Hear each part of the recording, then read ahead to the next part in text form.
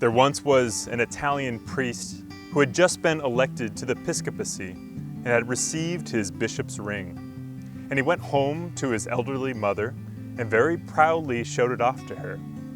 And she said, yes, that's a very nice, fine ring, but you wouldn't have that ring on your finger if I didn't have this one on mine.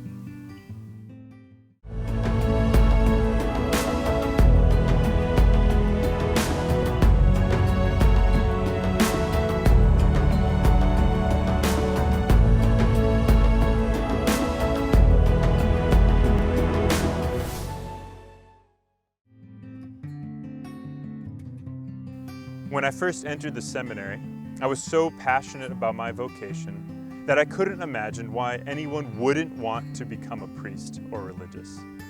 At first, I was almost annoyed at my friends for getting married, feeling like they weren't truly pursuing holiness. Part of that was zeal, but it was probably also the result of some insecurity on my part, feeling like it was a challenge to my choice. But over time, I grew in my appreciation for the vocation to marriage. I experienced the beauty of my friends' family life by celebrating their weddings and baptisms, but also just watching their love and their children grow in everyday life. They've taught me the importance of humanity and of the little things. For example, babysitting my friends' kids has reminded me of the wonder of simply looking at the wind blowing through the trees, or the cool, smooth touch of a leather-bound book, the joy of learning to ride a bike, playing games and singing songs and bedtime stories. In the seminary, I learned the theology of the sacrament of marriage, how it is the sacrament that reveals God's love for His people.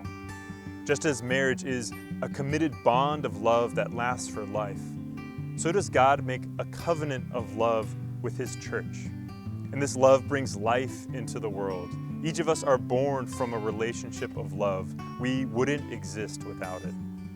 And so too, there wouldn't be priests or religious without holy marriages and good families. I'm amazed by my grandparents' faithful marriage of 67 years, committed to each other, just one person for that long.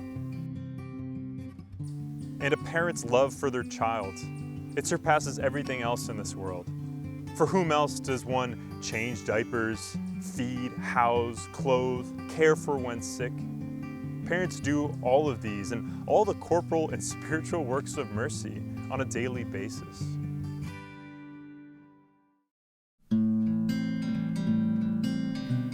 So I'm inspired by the love of my married brothers and sisters in the church, but also by religious brothers and sisters as well. I felt called to the priesthood, but a good friend of mine became a religious brother. Shortly after I was ordained, we were walking together around Boston Harbor, and his religious habit caught a woman's attention, and he struck up a conversation with her. He learned that she was undergoing cancer treatment, so we prayed together there, and it was super powerful, and I was actually able to bring her the sacraments of healing right in the middle of the city. If the priest is the shepherd of souls, then the religious is like the sheepdog, on the ground in the midst of the flock, rounding them up and preparing them and bringing them home. I believe people at times are intimidated to bring their problems to priests, probably because they think they're just too busy. A religious sister I know is constantly asking me for sacraments and prayers and favors on behalf of other people who wouldn't have asked me on their own. But she draws them in. She makes their problems her own and makes them a part of the family. In the next part of this series, we're finally going to focus on the priesthood. But for now, reflect on the goodness of the other vocations and how you've been blessed by families and religious brothers and sisters. Discerning a vocation is challenging because you're trying to decide one path among many good and beautiful options. So be grateful for that goodness. But rather than dwell on what you're missing out on, simply ask the Lord, what is the good that He has in store for you?